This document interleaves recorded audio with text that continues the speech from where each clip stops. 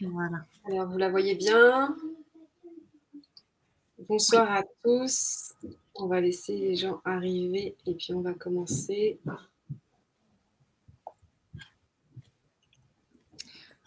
Alors, je vais commencer par me présenter. Ouais. Donc je suis Laura Gianni, donc coordinatrice, formation chez Ama Campus. Donc pour vous expliquer qui nous sommes, dans un premier temps, donc on est un organisme de formation donc qui est, spécialisé dans le service à la personne et la petite enfance. Donc on a créé cet organisme de formation depuis 2019 pour le réseau AMA. Donc on forme environ 4 000 apprenants par an. Depuis 2020, donc on a obtenu la certification Qualiopi, donc ce qui nous permet d'être éligible, sur le compte personnel de formation, sur le Pôle emploi et sur les OPCO pour les entreprises. Et depuis 2022, nous sommes labellisés Hyperia. Donc Hyperia, c'est une plateforme de gestion de formation et de financement pour les particuliers employeurs et pour les assistantes maternelles. Donc ces personnes-là, du coup, sont éligibles à 58 heures de formation par an pour acquérir de nouvelles compétences. Voilà. Donc aujourd'hui, dans notre catalogue, on propose environ une soixantaine de formations en modules de formation, donc en e-learning et en présentiel. Pour les formations donc en présentiel, on a un catalogue donc spécifique pour les entreprises où on va donc proposer différentes pédagogies alternatives notamment et différentes formations, donc que ce soit sur le bien-être de l'enfant, sur le développement psycho-affectif ou psychomoteur. Et on a également donc des formations pour nos seniors, donc notamment une formation sur le référent Alzheimer, sur la bientraitance des personnes âgées. Voilà, en tout cas, à la fin de ce webinaire, donc je vous partagerai le lien de notre site internet ainsi que le lien de notre blog où on met donc en avant tous nos événements sur Ama Campus, donc notamment les replays de ces webinaires et de nos lives. Et ensuite, on met à disposition des articles qui sont rédigés par nos experts métiers et par Ama Campus. Donc, on vous met à disposition différents articles sur différentes thématiques. Voilà. En tout cas, n'hésitez pas, si vous avez des questions, n'hésitez pas à nous mettre une petite question dans le chat. Voilà, si vous avez des questions ou un témoignage ou voilà, ou autre chose, n'hésitez pas à nous en faire part. Voilà. Alors, pour l'instant, donc, on n'a pas tout le monde qui est arrivé encore. J'ai aussi oublié de vous parler, donc on propose depuis le début de l'année donc la validation des acquis de l'expérience. Donc on va proposer cette validation des acquis de l'expérience pour donc les formations certifiantes donc du CAP-AEPE, du auxiliaire puriculture et éducateur de jeunes enfants. Donc voilà, n'hésitez pas aussi si vous avez des questions sur ces thématiques à nous les poser aussi ou à vous rapprocher directement de notre site internet. Bonsoir. Du coup, j'ai le plaisir de vous présenter donc notre formatrice Élise Lemoine, qui est Enchantée. spécialisée du coup dans la pédagogie montessorienne. Je te laisse te présenter, Élise. Oui, bonsoir à tous. Ravie d'être avec vous ce soir pour parler de la pédagogie Montessori et de vous transmettre les clés pour vous lancer à la maison, dans vos structures professionnelles.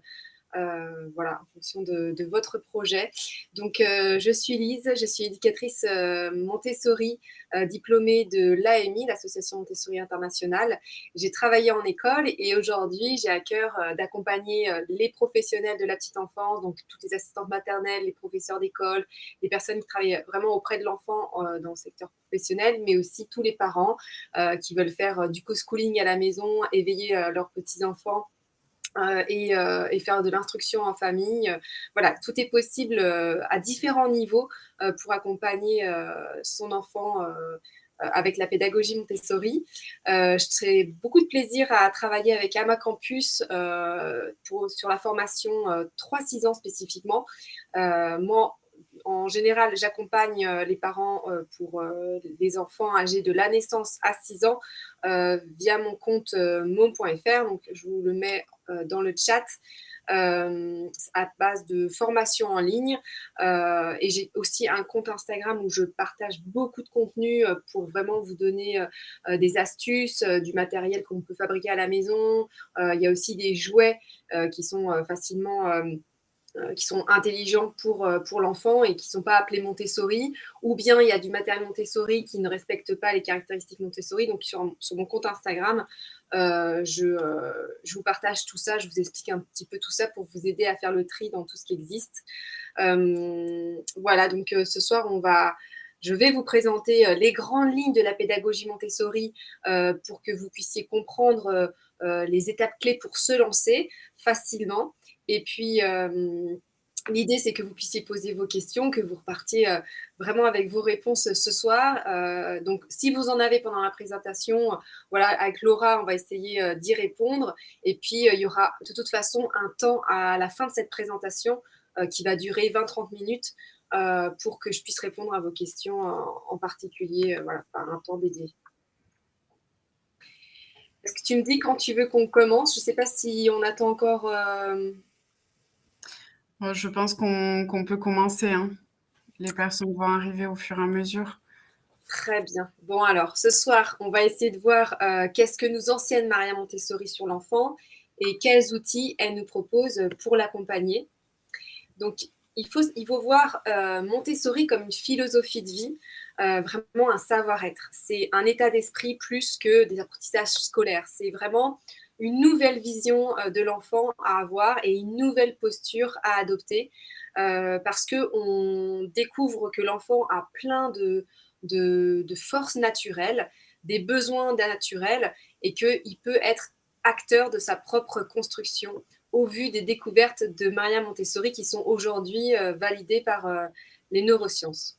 Donc, pour se lancer, parfois, on ne sait pas par où commencer. Donc, la première chose que je vous encourage à faire, c'est déjà de découvrir qui est l'enfant, connaître l'enfant dans ses besoins de développement, comment il fonctionne. Je vais vous partager ce soir des grandes découvertes de Maria Montessori qui vont vous aider à changer un peu votre idée de comment se développe l'enfant et comment vous allez pouvoir l'aider dans son développement. Donc, vous allez pouvoir, évidemment, il n'y a pas que ce soir, c'est parce qu'il y a beaucoup de choses à apprendre sur le développement de l'enfant, mais je vous invite soit à vous former, soit à lire des livres, mais c'est une partie théorique par laquelle il faut passer pour que vous puissiez avoir un peu les clés sur le fonctionnement de l'enfant pour ensuite savoir comment répondre à ses besoins. Parce que ça va vraiment être ça la deuxième étape. Une fois qu'on connaît les besoins de l'enfant, eh ben, on va y répondre avec les 3 piliers de la pédagogie Montessori que vous connaissez peut-être, la posture de l'adulte, l'environnement qu'on va préparer, qu'on va rendre adapté aux besoins de l'enfant et le matériel. Donc, la posture, c'est vraiment comment vous préparer, vous positionner face à l'enfant. L'environnement, c'est comment on va aménager l'espace, notre maison, la salle de classe, pour répondre aux besoins de l'enfant et lui permettre de révéler tous ses potentiels. Et le matériel, c'est quelles activités eh ben, on va lui proposer, on va lui choisir des activités constructives parce qu'on sait maintenant comment l'enfant apprend, comment il grandit et de ce dont il a besoin. Et ces 3 piliers que sont la posture, l'environnement et le matériel, eh bien, ils vont évoluer en fonction de l'âge de l'enfant, mais surtout de ses capacités qu'on va observer, de ses intérêts du moment, parce que c'est ça qui va nous guider sur ce qu'on va préparer, aménager pour lui. La pédagogie, elle est née dans une école. Elle a été fondée en 1907 à Rome, dans le quartier pauvre de San Lorenzo. Et ça a été vraiment le laboratoire d'analyse et de recherche de Maria Montessori. Donc, elle avait une salle, elle y a mis du matériel, des petites tables. C'est grâce à elle d'ailleurs qu'on a ces petites tables, ces petites chaises en maternelle. Avant, les petits-enfants devaient s'adapter aux tables les grandes tables de l'élémentaire. Et elle a adapté comme ça du matériel et puis elle a observé l'enfant en liberté agir et elle a vu des phénomènes qui se répétaient. Et c'est là qu'elle a fait ses grandes découvertes donc sur le fonctionnement de l'enfant. Et donc, vous en connaissez peut-être, je vais vous en partager 4 grandes découvertes dont on parle régulièrement. Et derrière chaque découverte, eh bien, vous allez comprendre que l'enfant a naturellement des forces naturelles, mais il a aussi des besoins fondamentaux pour se construire. Et une fois qu'on est conscient de ses forces et de ses besoins, eh ben, on va savoir un peu mieux comment l'accompagner. Donc, la première grande découverte de Maria Montessori, c'est l'esprit absorbant de l'enfant. Donc, voilà, aujourd'hui, on en parle avec les dernières études en neurosciences, on parle plutôt de plasticité cérébrale, de neurones miroirs, mais ça vient valider vraiment les travaux de Maria Montessori, comme quoi elle était visionnaire, que cet esprit dynamique de l'enfant agit comme une éponge et va venir absorber tout ce qui l'entoure, donc le bon comme le mauvais, toutes vos intonations de voix, votre façon de parler, vos mimiques, votre comportement non verbal. Je pense que si vous avez des enfants vers 2 ans, 3 ans et qui commencent à parler, il y en a peut-être qui ont commencé à répéter des formules que vous utilisez. Et c'est vraiment ce cerveau qui va se modeler en fonction des expériences vécues dans l'environnement. Et donc, une fois qu'on sait ça, bah, on se dit attention, parce que s'il absorbe vraiment tout et ça lui permet de se construire, donc il le met vraiment au fond de lui et ça lui permet de créer sa personnalité et aussi enfin, ça influence vraiment ses développements.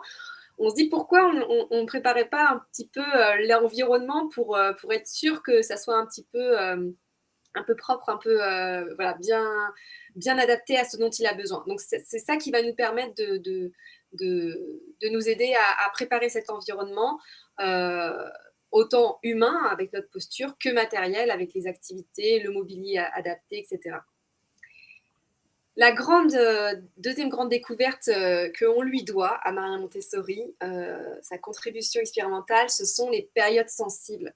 Donc, de 0 à 6 ans, l'enfant a des sensibilités spéciales qui le poussent à vivre des expériences dans son environnement pour acquérir des caractères spécifiques à l'espèce humaine, la culture qui l'entoure. Il va avoir 6 périodes sensibles, donc le langage, le mouvement, l'ordre, le développement sensoriel et social, et jusqu'à 2 ans, il y a les petits objets. Donc c'est vraiment des besoins qu'il a au fond de lui, qui vont le pousser à rentrer en contact avec son environnement. Donc, dans son environnement, il doit y avoir des possibilités de langage, de mouvement, de raffinement sensoriel, de développement social, tout ça, parce que c'est des choses qui sont nécessaires pour qu'il se construise en tant qu'humain.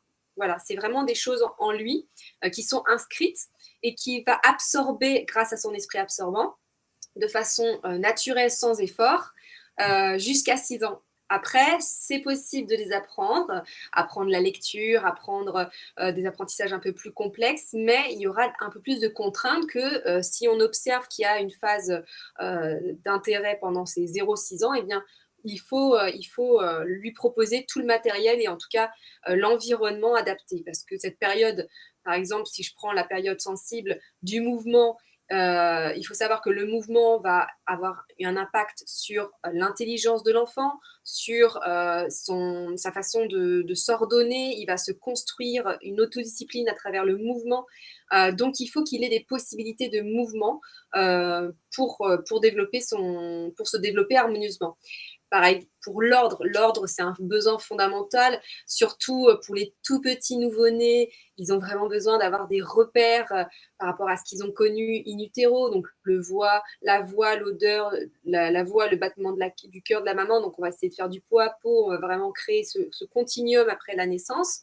Et l'ordre, on va le garder aussi comme des repères dans l'organisation des journées, dans l'aménagement de l'environnement.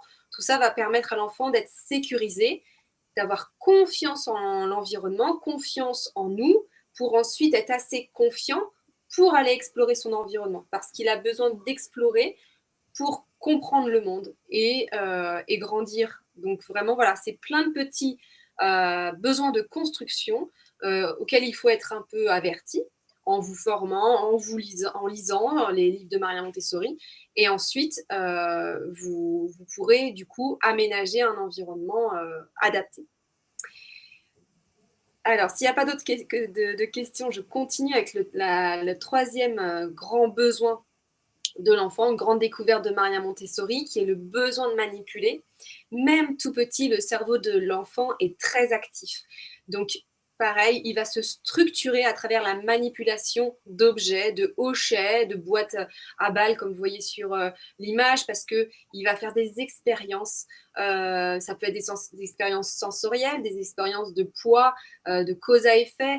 Il va faire même des calculs mathématiques dans sa tête, inconsciemment bien sûr, mais il fait des expériences qu'il absorbe dans son cerveau et ça lui permet de développer sa pensée logique, voilà, sa conscience du monde et sa conscience de lui au monde. Et ces petits temps de manipulation, c'est des petits temps de concentration qui vont lui permettre de se structurer encore une fois et d'avoir des temps de plus en plus longs pour apprendre des choses de plus en plus complexes. Voilà, donc tout petit, des petits, des petits objets à manipuler, des objets sensoriels. Voilà, on pourra le voir après dans le choix des activités, mais c'est important pour la construction. Alors qu'à l'époque de Maria Montessori, c'est vrai que l'enfant, on lui donnait peu de choses, en tout cas, surtout pour les tout petits. Et quatrième grande découverte, ce soir, que je vous partage. Le reste, vous le retrouverez dans les formations à ma campus, que ce soit 0-3 ans, 3-6 ans. Il y a aussi le parcours 0-6 ans où vous allez pouvoir suivre le développement de l'enfant de 0 à 6 ans et avoir à chaque fois la mise en pratique pour répondre à ses besoins. La grande découverte, c'est la polarisation de l'attention. C'est une extrême concentration dans laquelle l'enfant entre quand il fait une activité qui le nourrit intensément. Par exemple, dans l'école qu'elle avait créée, elle avait mis des bassines pour se laver les mains, pour se rendre disponible le matériel avant l'école. Et elle a observé un enfant répéter cette activité de se laver les mains pendant un certain nombre de fois. Voilà. C'était plus l'objectif d'avoir les mains propres, c'était vraiment l'enfant était en transe. Vraiment, il répétait, répétait. Une autre fois, elle raconte qu'elle a vu une petite fille manipuler les emboîtements cylindriques 42 fois. Elle a déménagé les tables autour de la petite fille pour voir si elle se concentrait. Elle a fait chanter les enfants. Et en fait, elle observe que ces phénomènes se sont répétés quand les enfants étaient dans une activité qui les nourrissait intensément parce qu'il y avait un intérêt qui répondait à une période sensible et qu'ils sortaient de cette concentration transformés. Vraiment des enfants beaucoup plus épanouis, beaucoup plus ouverts sur les autres parce qu'ils étaient nourris ils se sont nourris et donc ils sont disponibles pour les autres et ils étaient sereins, en paix. Voilà, c'est pour ça qu'elle parle d'éducation pour une âme à la paix, parce qu'elle a vu que par le travail, si on propose des activités vraiment constructives, et bien à travers la concentration de l'enfant, il se transforme et devient un être en paix. Et ça va être là le but de son éducation, de sa méthode. Elle n'aime pas qu'on appelle ça une méthode, mais elle a repris toutes les conditions qu'elle avait mises dans son école, à savoir l'environnement qu'elle avait préparé d'une certaine façon, avec des caractéristiques très précises, un adulte qu'elle avait guidé pour qu'il puisse avoir une posture spécifique, encore une fois avec des caractéristiques, et puis des activités qu'elle a commencé du coup à étudier. Elle a étalonné tout un matériel. La tour rose, si elle est rose, c'est parce qu'elle a fait plein de tests de couleurs. Et pour tout le matériel, c'est comme ça. Elle a fait des tests pour capter l'attention de l'enfant et pour qu'il y ait cette concentration intense et cet apprentissage. Donc, pour résumer cette pédagogie, elle l'appelle l'éducation à la vie. On a un enfant qui est en liberté dans un environnement préparé, il y a des observations, elle a fait ses découvertes et aujourd'hui, elle a une méthode autour de 3 piliers que sont la posture de l'adulte, l'environnement et le choix des activités que vous allez pouvoir apprendre et mettre en pratique dans votre vie professionnelle ou à la maison de façon facile parce que vous aurez appris quelles caractéristiques mettre en place pour l'environnement, quelles caractéristiques avoir en tant qu'adulte et les activités, quoi choisir pour son enfant. Est-ce que vous avez des questions ou est-ce que je continue ? N'hésitez pas, pour les personnes qui sont arrivées après, n'hésitez pas à poser vos questions dans le chat directement. Nous allons y répondre tout au long de ce webinaire. Donc, je vais vous partager un petit peu des données sur les 3 piliers de la pédagogie Montessori. Donc, on commence par l'adulte. L'arrivée d'un enfant, ça peut bouleverser, que ça soit dans l'accompagnement de nos enfants, qu'on soit papa ou maman, mais aussi l'accompagnement en tant qu'assistante maternelle, parce que ça va venir réveiller des souvenirs de notre enfance. Et parfois, pour guider ces enfants, on va s'appuyer sur notre mode d'éducation qu'on a reçu, qu'on nous a transmis nos parents. Et puis, on va du coup alors fonctionner par automatisme, c'est-à-dire qu'on va appliquer une recette qu'on nous a transmise. Et Maria Montessori, elle, nous interroge sur le fait de prendre du recul sur qui on est, qui est l'enfant à travers nos lectures, nos formations, pour avoir un comportement adapté et juste par rapport à ce qu'on veut. Et ne pas dire non à un enfant si c'est simplement parce qu'on nous a toujours dit non à nous, de voilà, de pas transmettre nos peurs parce que l'enfant, comme on l'a vu, il arrive avec des forces, il a une capacité de développer, donc il a un développement infini. Nos limites, les limites qu'il va avoir, c'est nos limites. Donc, pourquoi pas réfléchir sur ce qu'on veut lui transmettre, en tout cas, comme valeur, comme cadre, en fait, comme environnement. Donc ça, c'est vraiment ce qu'elle appelle la préparation de l'adulte. Et il y a 3 niveaux dans cette préparation. Donc, le niveau spirituel, c'est ce dont je viens de vous parler, c'est-à-dire une certaine introspection pour se connaître, pour être bien conscient de nos forces et de nos faiblesses, pour ne pas les imposer à l'enfant, et puis savoir ce qu'on veut lui transmettre, parce qu'on l'a vu avec son esprit absorbant, il absorbe tout. Donc, vraiment être conscient de qui on est, de qui on est encore une fois, et moi je parle d'éducation en pleine conscience, c'est-à-dire que on est pleinement conscient de qui je suis et que ça m'appartient et que j'accompagne mon enfant, mais qu'il est libre d'être qui il est. Et pour qu'il n'y ait pas trop de transmission qui peuvent être négatives parce que parfois on ne réfléchit pas, on a beaucoup de bagages derrière nous. La préparation intellectuelle, j'ai envie de dire que c'est un peu ce que vous faites ce soir, c'est-à-dire qu'il faut s'interroger, il faut s'informer sur le développement de l'enfant, mais aussi sur toutes les nouvelles études en neurosciences qu'on sort année après année dernièrement sur le développement de l'enfant, pour vraiment connaître l'enfant, pour savoir mieux l'accompagner. C'est aussi cultiver ses passions, parce qu'en tant qu'adulte, on peut être passionné par plein de choses, et encore une fois, cet enfant, il absorbe tout. Donc, on va être beaucoup plus captivant, attractif lorsqu'on a des choses à transmettre. Donc, ne pas hésiter à continuer de s'informer, de se former, d'apprendre pour lui et pour nous.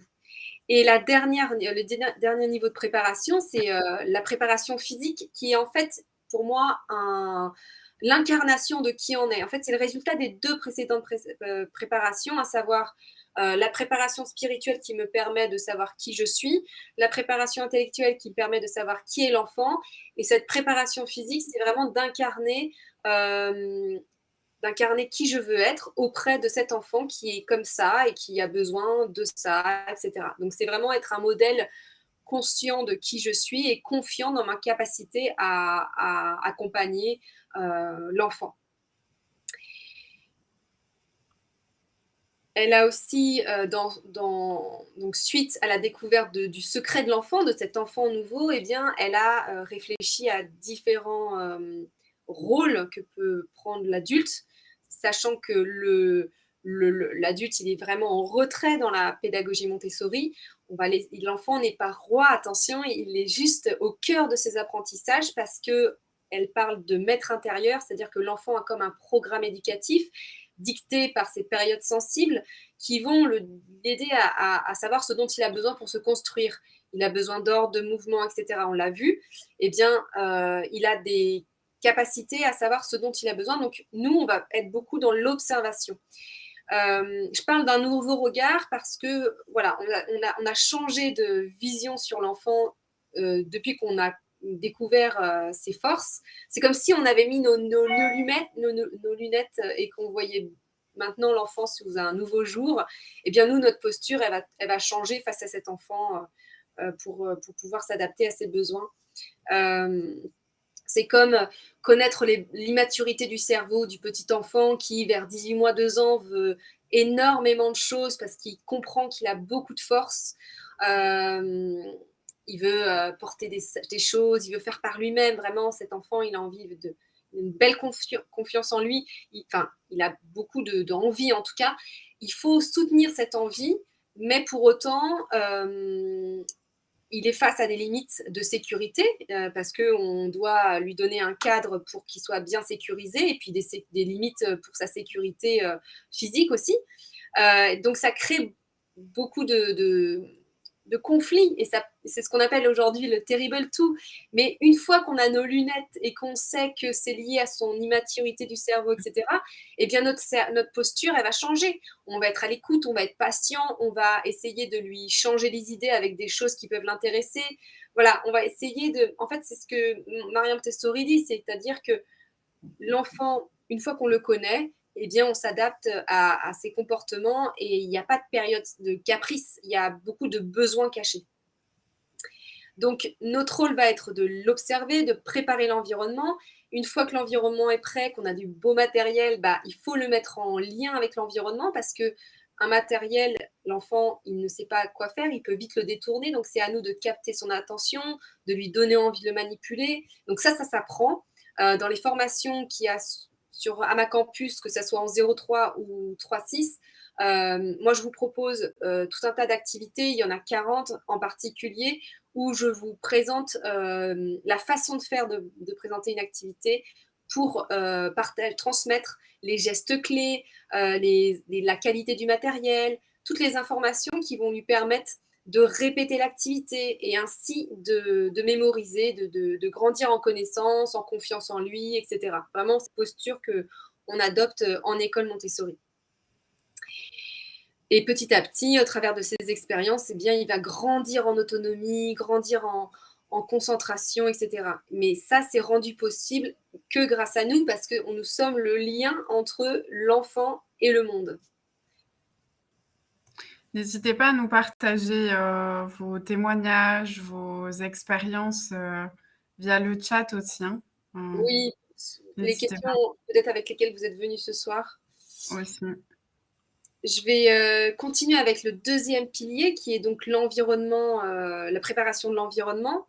Donc, on sait que l'enfant, lorsqu'il naît, il ne sait rien faire et il va se construire à travers un environnement préparé, donc la libre motricité, parce que tout ce qui va être dans son environnement va lui permettre de se développer. On appelle ça la préparation indirecte. Ce n'est pas l'adulte qui va le former, ça va être l'environnement. Donc, il n'y a pas de dépendance à l'adulte. L'enfant va vraiment évoluer en fonction de ses besoins. Donc, on va faire attention à ses besoins pour préparer l'environnement. Donc, voici quelques caractéristiques. Évidemment, il y a cette période sensible de l'ordre. Donc, on va choisir, on va mettre un aménagement ordonné, fixe.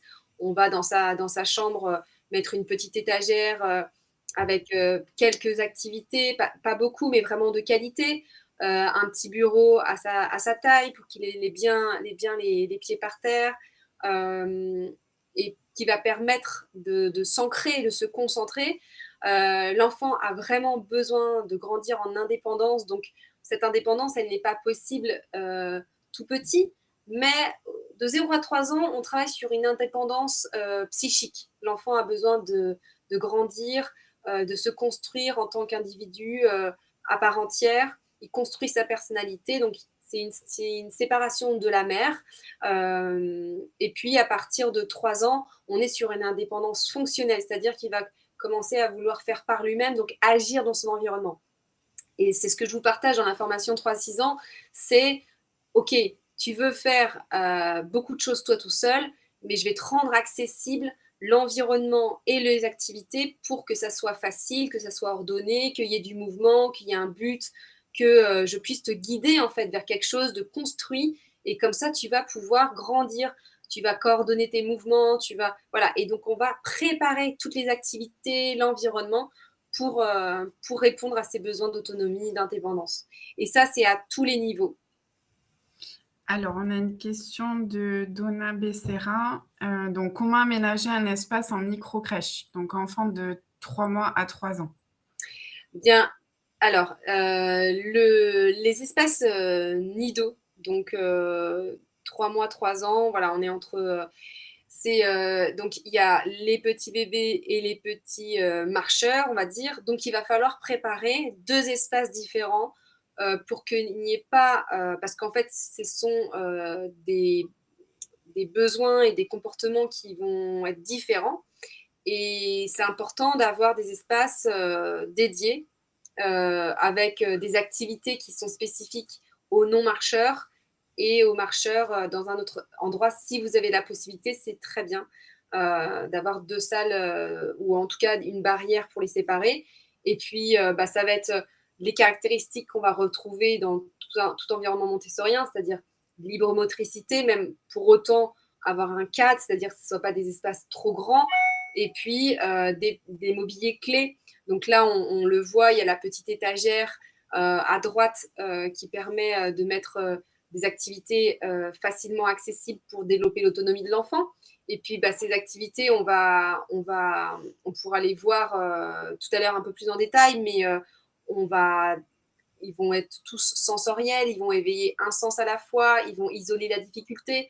On va éveiller un sens à la fois, puis après, on va travailler la coordination des mouvements, etc.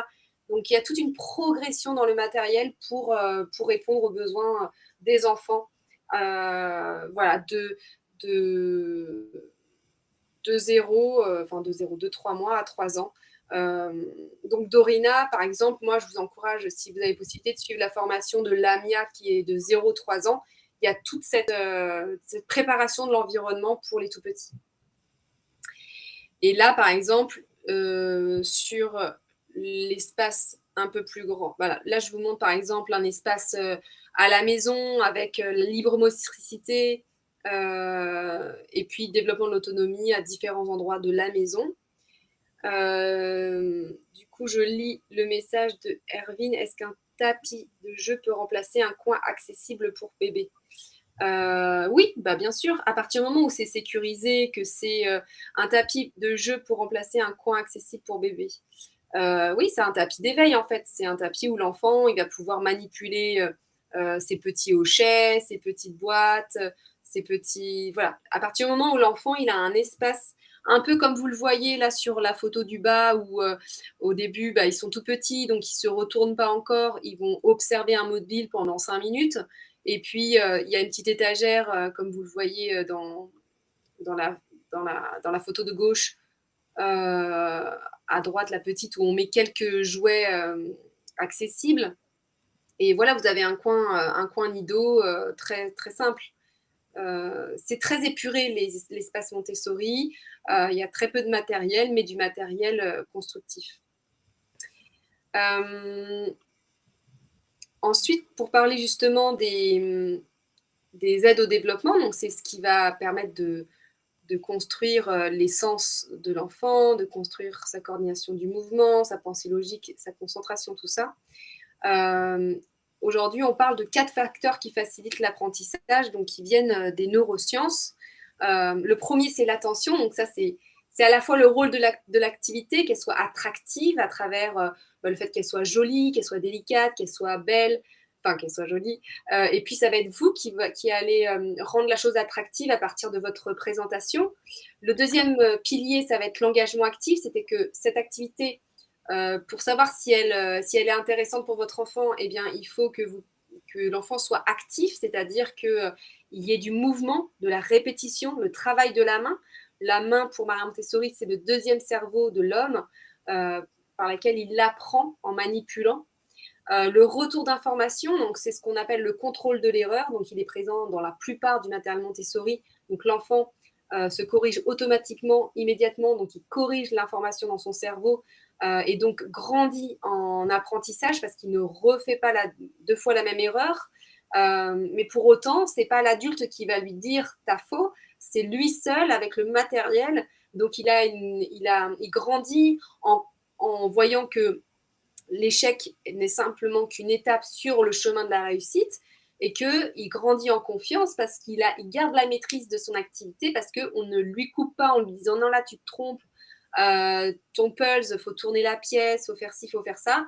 Non, il va tester, il va recommencer, et par l'expérience, tout seul, il va réussir, et du coup, il va grandir en confiance en lui et en estime de lui. Et ça, c'est des choses que vous allez acquérir dans votre posture pour accompagner votre enfant à la maison ou en structure, c'est-à-dire de je lâche prise, il n'arrive pas à faire comme je voudrais qu'il fasse, mais il va y arriver, l'activité est censée lui montrer comment faire. Et puis votre présentation aussi, ça aide aussi à guider l'enfant dès le début pour savoir quoi faire, comment faire. Donc moi, dans mes présentations, j'essaie d'avoir des vidéos très très claires sur les gestes clés. Vous avez vraiment un zoom sur l'activité pour que vous puissiez la refaire chez vous. Donc voilà, ça aide vraiment pour que l'enfant ait toutes les informations pour répéter l'activité en autonomie et réussir l'activité. Et le quatrième facteur de l'apprentissage, c'est la consolidation par le sommeil et par la répétition. Donc, pour faire un petit point rapide sur le choix des aides au développement, donc vous le savez déjà, parce qu'on en parle beaucoup, mais Montessori, c'est plutôt du bois que du plastique, parce que c'est une matière sensorielle, c'est une matière qui a une chaleur, qui a une texture. Donc on va plutôt connecter l'enfant à la nature du bois que à la pétrochimie du plastique. Et donc, on va choisir du matériel joli, complet, pour capter l'attention de l'enfant, l'intéresser. C'est comme nous, on a vraiment envie d'aller vers les choses belles. Ça nous attire plus que... une des autres caractéristiques du choix... Ouais. Alors, Elise, on a une question d'Adeline. Donc, je suis assistante maternelle. Les enfants que je garde actuellement détournent tout le matériel malgré mes présentations. Des astuces pour les aider à intégrer le fonctionnement des plateaux que je propose. Oui, c'est très dur d'être à la maison parce que à la maison, c'est pas une école où il y a que 100% Montessori. Donc, il y a des jeux libres et il y a des plateaux Montessori. Il faut savoir que les jeux libres, ça demande moins d'investigation, d'implication, dans le sens où l'enfant, il est libre, il crée au fur et à mesure, il est dans le présent. Enfin voilà, il est vraiment dans du jeu, sans règles, alors que Montessori, il va y avoir un cadre à respecter, et c'est pour ça que les enfants, ils vont parfois avoir plus de mal à aller vers du matériel Montessori, ou bien là, comme pour vous, Adeline, et ben, il va détourner parce que soit il n'a pas compris le but, soit il n'a pas compris la différence avec le jeu libre.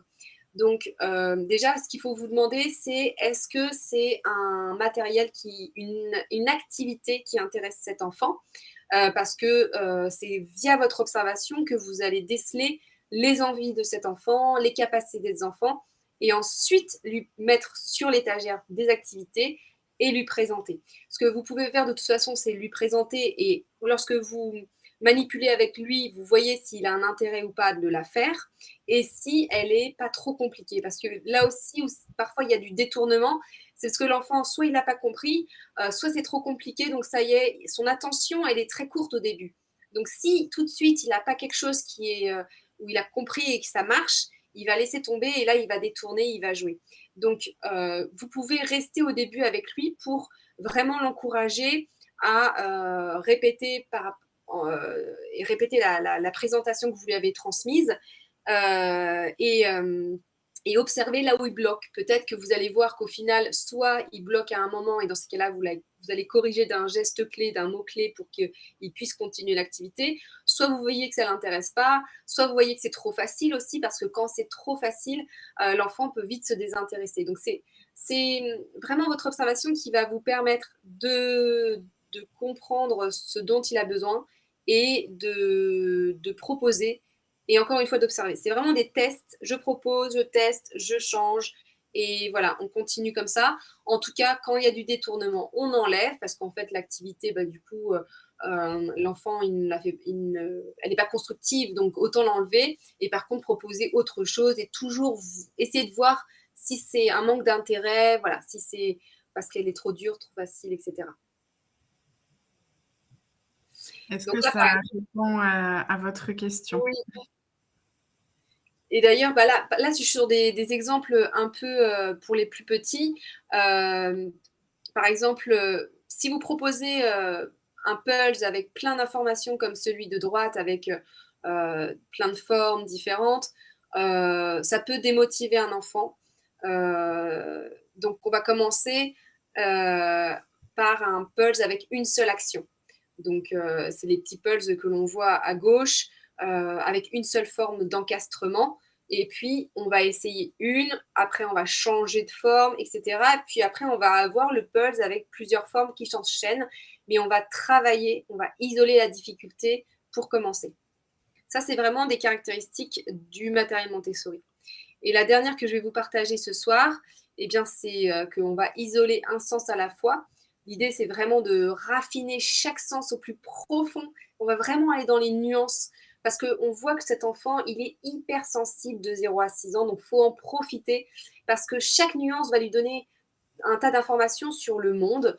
Donc, on va raffiner le sens tactile au début avec des balles sensorielles, avec et puis on va raffiner ce sens tactile avec des étoffes, avec des textures vraiment différentes, que ça soit, je ne sais pas, du cuir. On va lui faire tester du cuir, de la laine, du lin. Et vers 3-6 ans, on a vraiment du raffinement dans les tissus pour qu'il puisse, après les yeux bandés, reconnaître les tissus. Pareil, on fait le tri des graines. On va prendre des graines et on va les trier. Et donc, on va vraiment raffiner le sens tactile et on va isoler le sens tactile en mettant un bandeau sur les yeux. Donc, vraiment, ça, c'est du matériel Montessori parce qu'on va raffiner chaque sens. On va raffiner les couleurs, on va raffiner les odeurs, les bruits. On va ensuite, vers 3-6 ans, l'idée, c'est que toutes les informations sensorielles qu'il aura absorbées par ses explorations, quand vous lui donnez des choses à manipuler, à sentir, voilà, et pour l'instant, c'est de la découverte, et bien, à partir de 3-6 ans, vous le verrez dans la formation 3-6 ans, toutes les activités vont permettre de classer ces informations. L'enfant, à 3 ans, il a besoin de classer pour ordonner sa pensée. Sa pensée devient logique, mathématique. Il développe son intelligence par des activités de mise en paire, de gradation, et il va comme ça cheminer vers une pensée plus abstraite, et ça va l'amener ensuite aux mathématiques. Alors, on a 2 autres questions d'Ervine. Donc, le trop d'action peut être lié à la présentation de plusieurs jouets. Donc, peut-il être lié à la présentation de plusieurs jouets? Et combien de temps peut-on passer d'un jouet à un autre? Alors, le trop d'action peut-il être lié à la présentation de plusieurs jouets? En fait, c'est plutôt un jouet qui a trop d'action qui fait qu'il va se désintéresser du jouet parce qu'il connaît. En fait, il faut qu'il comprenne le but. Donc, si par exemple vous avez des cubes où il y a des choses à empiler, des choses encastrées, des fermetures à ouvrir, l'enfant, en fait, il va pas vraiment apprendre parce que il aura peut-être manipulé les choses, mais il va pas retenir beaucoup parce qu'il va pas répéter. Alors que là, l'activité de Montessori, c'est répéter, répéter, répéter une action pour elle devienne exacte et et du coup, cette action, elle est maîtrisée. Et il va grandir en activité comme ça. Mais quand il y a trop d'informations, trop d'actions sur un jouet, eh bien, il va faire un peu de tout, mais en fait, il va rien faire de très approfondi, de très concentré. Donc, c'est pour ça que nous, on veut qu'il répète pour qu'il se concentre. Et la deuxième question, pendant combien de temps peut-on passer d'un jouet à l'autre? Eh bien, en fait, il faut laisser, une fois que vous avez présenté l'activité, il faut laisser l'activité sur l'étagère. Et en fait, c'est là où c'est la magie de Montessori, c'est-à-dire qu'il a le libre choix, en fonction de ses envies du moment, d'y retourner. Et tant qu'il y retourne, vous la laissez.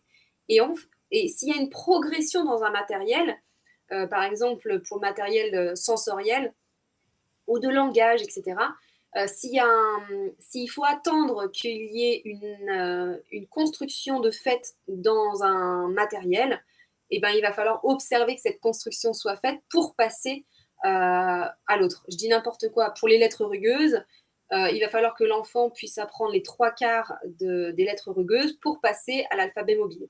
Ça, c'est des apprentissages. Alors, ça dépend des matériels, mais en général, voilà, il faut laisser, ça peut durer, ça dépend des âges. Il y a pour 3-6 ans, les activités, elles restent sur les étagères du début à la fin de l'année scolaire.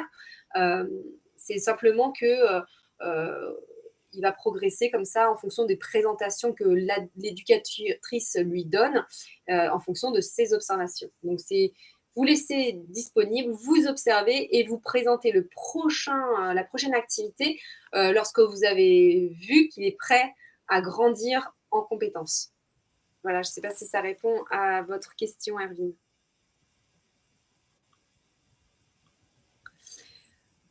Voilà, donc pour se lancer dans la pédagogie Montessori, il n'y a pas de secret. C'est un peu comme dans tout, comme apprendre à conduire. Il faut passer par un peu de théorie. Vous apprenez le code de la route, comment fonctionne l'enfant. Et ensuite, vous aurez la théorie sur les grandes découvertes de Maria Montessori, mais pas que. Tous les concepts de discipline et liberté, les tendances humaines, que vous allez vraiment approfondir par vos lectures, par vos formations, parce que c'est vraiment une pédagogie qu'on n'apprend pas comme ça sur les réseaux sociaux, parce que c'est vraiment une donnée scientifique d'une médecin qui a élaboré un matériel qui a fait ses preuves via les dernières études en neurosciences. En tout cas, ce qui est très, la bonne nouvelle, en fait, c'est qu'une fois que vous avez ces connaissances, eh bien, vous allez être autonome dans la création d'activités parce qu'encore une fois, vous aurez en tête les caractéristiques du matériel, les caractéristiques de l'environnement. Donc, vous allez pouvoir aménager votre maison, votre structure Dorina. Vous aurez vraiment toutes les clés pour vraiment être maître, en fait. Et ce qui est génial dans cette pédagogie, c'est que c'est vos observations qui vont vous permettre d'avancer. Donc, en fait, vous êtes indépendant à partir du moment où vous êtes formé. Et vous allez pouvoir voir rapidement des effets sur les enfants qui vont grandir en confiance en eux, en estime d'eux, en autonomie. Vous allez voir que l'environnement, une fois qu'il est posé, eh bien, les enfants, ils sont autonomes, ils vont prendre leur petit plateau, ils vont s'installer sur la table, ils vont ranger parce qu'en fait, le rangement fait partie de la présentation, etc. Donc voilà, tout est vraiment bien pensé dans cette pédagogie. Alors, on a une autre question de Dorina. Donc, pour un groupe de 6 enfants âgés d'environ 2 ans, combien d'activités dois-je présenter au maximum? Je suis désolée, je relis en même temps. Pour un groupe de 6 enfants âgés d'environ 2 ans, et ben en fait, ils ont tous 2 ans. Donc, il faut qu'il y en ait une dizaine. Enfin, vous pouvez en mettre, voilà, comme vous voulez, enfin, vraiment un grand nombre sur l'étagère. Ce qu'il faut, c'est observer les enfants, leur présenter. Mais ça dépend de votre espace, parce que si vous avez un petit espace, ce que vous pouvez faire, c'est des rotations de matériel. Donc, vous pouvez avoir, je ne sais pas moi, 15 activités et faire des rotations. Et le matériel que vous n'utilisez pas, vous le mettez dans un placard fermé. Mais par contre, vous mettez en place les activités et si elles ne plaisent pas, vous les rangez pour les ressortir plus tard. Voilà. Mais je pense qu'il en faut, oui, une quinzaine, parce que là, vous avez quand même 6 enfants. Surtout, voilà, à ces âges, c'est super, 6 enfants du même âge, parce que ils vont pouvoir, vous allez pouvoir sortir tous les plateaux de vie pratique, toutes les activités sensorielles. Voilà, si vous avez des non-marcheurs, c'est un peu plus compliqué parce qu'il faut faire attention à ce qu'ils mettent dans la bouche. Alors que là, si vous avez tous 2 ans, voilà, c'est super. Donc, à cet âge-là, dès que vous commencez les activités de vie pratique, surtout, ils grandissent en autonomie tellement vite. Donc, au début, il y a évidemment un petit peu de désordre, c'est normal, ils doivent apprendre, mais vous leur donnez l'occasion d'expérimenter par eux-mêmes et ça, c'est fabuleux parce qu'ils grandissent vraiment rapidement en autonomie. Donc, imaginez à 3 ans, voilà, c'est super si vous pouvez faire ça.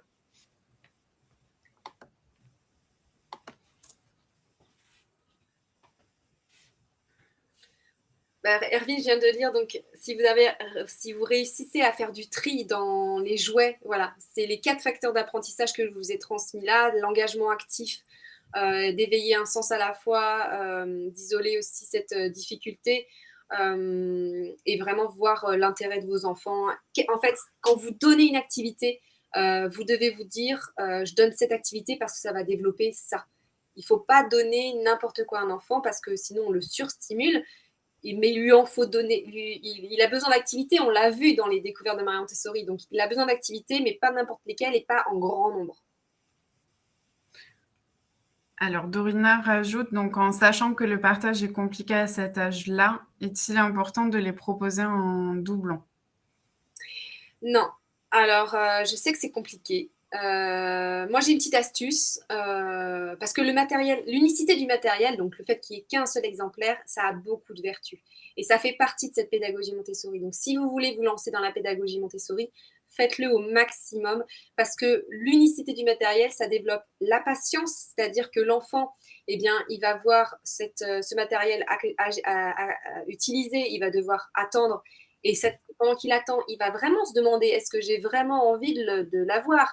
Donc, il va développer sa volonté. Il va aussi apprendre à se connaître, parce qu'il va dire, ah bah j'aime ça, tiens, c'est mes goûts. Donc, il apprend à se connaître. Et puis, on n'est pas dans la compétition avec deux mêmes activités où on va se regarder inconsciemment. Donc, pas de compétition, on va être plus dans la collaboration. L'enfant va observer l'autre enfant qui manipule. Ça va lui donner envie. Quand il y a un mélange des âges, les petits qui observent les grands, eh bien, ça leur donne envie de travailler. Donc, moi, l'unicité du matériel, ça fait vraiment partie d'une des caractéristiques de cette méthode qui est pour moi fondamentale. La petite astuce que je peux vous proposer, c'est par exemple, si vous avez des activités de couper du papier, par exemple, eh bien, vous allez faire couper du papier avec une perforatrice, couper du papier de couleur pour ensuite le coller sur une feuille. Vous allez pouvoir faire, en fait, décliner les activités. Plusieurs pulls, pas les mêmes, vous n'allez pas acheter les mêmes pulls, mais vous allez en acheter plusieurs. Voilà, il y a toutes les activités vont pouvoir être déclinables. Comme ça, ils n'ont pas l'impression d'avoir la même chose. Chaque activité a un but différent. Et pour autant, ça remplit un besoin de couper, un besoin de coller, etc. On a une nouvelle question de Morgane. Y a-t-il des indices pour se rendre compte que l'enfant est trop stimulé? Merci d'avance pour vos réponses. Alors, trop stimulé, bah, c'est souvent qu'il ne sait plus quoi faire parce qu'il y a trop de choses. Donc, il y voit plus clair dans ses activités. C'est souvent ça, en fait. Après, ça peut être aussi, mais ça peut être pas que lié à ça, mais par exemple, un enfant qui va d'activité en activité, c'est parce qu'il y en a tellement que, bah, du coup, il les approfondit pas. C'est plus les conséquences du trop de jouets. Mais c'est surtout des enfants qui ont plus trop la motivation dans le sens où voilà. Mais après, c'est à nous de créer encore ce lien avec le matériel en dire, allez, attends, je vais te présenter une activité, tu vas voir, tu l'as jamais vu, tu vas pouvoir faire ci, ça, et hop, on remotive, etc. Mais voilà, c'est le trop d'activités ou pas. C'est un bon équilibre en fait à observer et vous allez pouvoir le faire en testant en fait, en expérimentant. Alors, je vous partage dans le chat directement donc notre site internet où vous allez pouvoir découvrir donc toutes nos formations sur la pédagogie Montessori. Donc, comme l'a expliqué Elise, on propose une formation donc sur les 0-3 ans. Après, donc sur les 3-6 ans, et on propose également des formations Montessori pour les professionnels de la petite enfance, donc notamment pour les assistantes maternelles, mais aussi pour les parents. Donc, je vous mets le lien juste ici, si vous souhaitez regarder un petit peu ce qu'on propose. Et après, si vous avez des questions, n'hésitez surtout pas à nous contacter via notre site internet. Donc, vous pouvez remplir directement le formulaire ou vous pouvez nous contacter directement par téléphone ou par mail directement. Et nos conseillers donc, vont répondre à vos questions si donc, la formation correspond à vos attentes. Voilà, n'hésitez pas. Voilà, moi je vous propose aussi si vous suivez, si la formation 3-6 ans vous intéresse, n'hésitez pas à utiliser le code LEMOINE10 pour profiter des moins 10%. Et comme le dit Laura, moi je suis disponible, enfin la plupart, on est tous disponibles parce que c'est une équipe qui est très réactive, que ce soit pour répondre à vos questions sur la plateforme, d'accompagnement pour vous lancer dans cette formation, et puis même pendant la formation et même après. C'est-à-dire que voilà, moi je vous accompagne pendant, parce que il y a des apprentissages à faire avec les informations que vous avez sur la plateforme, mais je vous laisse pas tomber à la fin de cette formation, parce que vous allez passer à la mise en pratique. Et s'il vous reste des questions, moi c'est un plaisir, je donne toujours mon mail, je peux vous le donner là ce soir, pour que vous puissiez m'écrire si vous hésitez à vous lancer, si vous avez des questions particulières sur cette formation, voilà. Parce que je sais que c'est du temps, que c'est un investissement, mais voilà, ce qui est génial, c'est que cette plateforme, elle est accessible tout le temps, et que vous pouvez y aller à votre rythme. Voilà, exactement. La plateforme, vous avez accès donc 24 heures sur 24 et 7 jours sur 7. Vous réalisez votre formation à votre rythme durant donc la session. Donc on propose des sessions de formation tout au long de l'année. Donc n'hésitez surtout pas, si vous souhaitez, vous former à la pédagogie montessorienne. Et il faut savoir aussi une chose, c'est qu'on propose, pendant, les sessions de formation, donc déjà vous êtes accompagné par votre formateur, donc sur la partie pédagogique, mais aussi vous êtes accompagné par un coach en formation. Donc ce coach en formation va vous accompagner, vous répondre à toutes vos questions, du côté, on va dire plus opérationnel, et plus logistique sur votre session de formation. Il est là aussi pour vous motiver, pour vous accompagner, vous guider. Donc voilà, on vous accompagne tout au long de la session de formation. Et à côté de ça aussi, pendant les sessions de formation, on propose des échanges à distance. Donc ça, c'est valable pour toutes nos formations en e-learning. Donc cet échange à distance donc, n'est pas obligatoire, mais on le conseille fortement, parce que ça vous permet, on appelle ça chez Amacampus, c'est un peu la mise en pratique de la formation, parce que ça vous permet déjà d'être en contact direct avec votre formateur et avec les autres apprenants de votre session. Donc de partager vos expériences, d'apprendre de nouvelles choses, de monter en compétences. Donc vraiment, vous incite vraiment à participer à ces échanges à distance. Alors, sont-elles certifiantes? Alors, oui et non. Donc, on a 2 formations qui sont certifiantes. Donc, on a le CAP-AEPE qu'on propose depuis l'année dernière, donc sous différentes formules, donc en standard et en premium. Et ensuite, on propose le titre, assistante de vie aux familles. Donc, soit vous pouvez passer le titre complet pour avoir la certification à la fin, soit vous pouvez passer un module, vous pouvez passer un bloc de compétences directement. Donc, par exemple, le bloc de compétences numéro 3. Donc, il y a 3 blocs de compétences dans le titre assistante de vie aux familles. Et le 3e bloc de compétences concerne la petite enfance. Donc, vous allez retrouver toutes les pédagogies montessoriennes. Je ne sais pas si j'ai répondu à votre question totalement. Merci pour cette présentation. Je passe le CAP-EPS cette année et j'ai trouvé cela très enrichissant. Merci Cindy. Merci beaucoup Cindy. Donc n'hésitez pas aussi, c'est tous ces modules complémentaires qu'on propose chez Amacampus peuvent vraiment vous apporter des montées en compétences, et que ce soit pour vous personnellement à la maison en tant que parent, ou ça peut très bien être pour votre travail et monter en compétences au sein de votre entreprise ou de la structure dans laquelle vous travaillez. Moi, je fais celle avec Siana, je recommande. Super. Oui, Siana fait également pas mal de formations, donc notamment Montessori pour les parents et Montessori garde d'enfants. Voilà. Et le CAP AEPE. Très bien.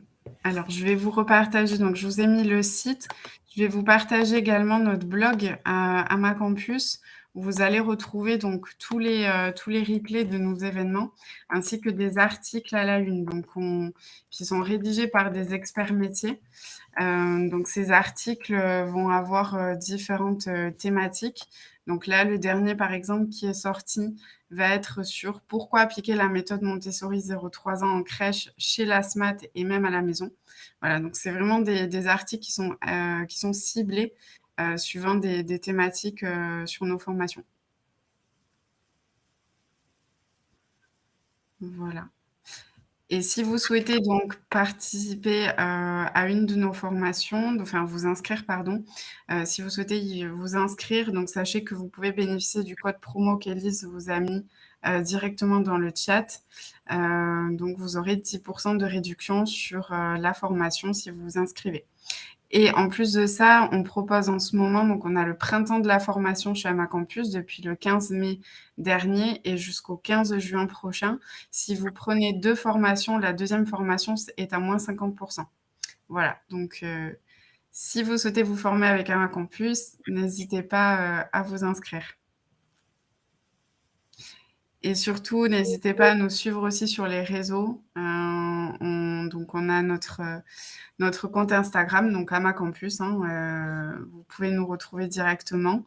Et on a également donc des communautés d'apprenants. Donc si vous vous inscrivez directement à nos formations, vous allez pouvoir participer donc à cette communauté et donc interagir avec les autres apprenants et avec les formateurs des formations Amacampus.